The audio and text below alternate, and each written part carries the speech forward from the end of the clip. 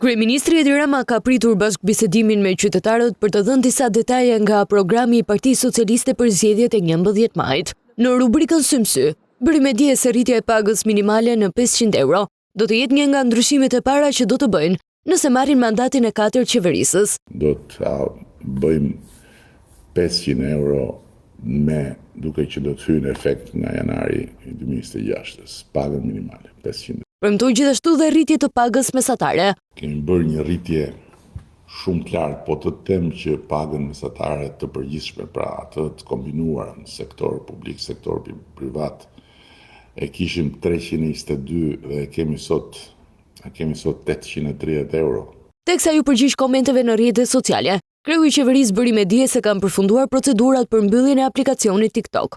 Procedura për mbylljen e TikTokut ka përfunduar për telefonat smart. Kishte edhe një paralajmërim për qytetarët.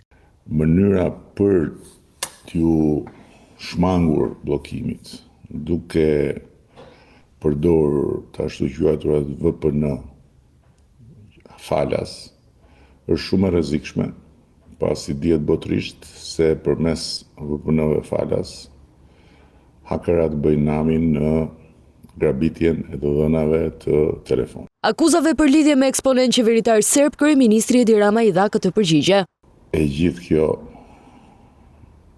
historia e miqve të mi çetnik është një budallëk me brirë. Dhe njëherë ju rikthye deklaratave se Partia Socialiste është vetmja forcë politike që mundson integrimin e vendit në Bashkimin Evropian.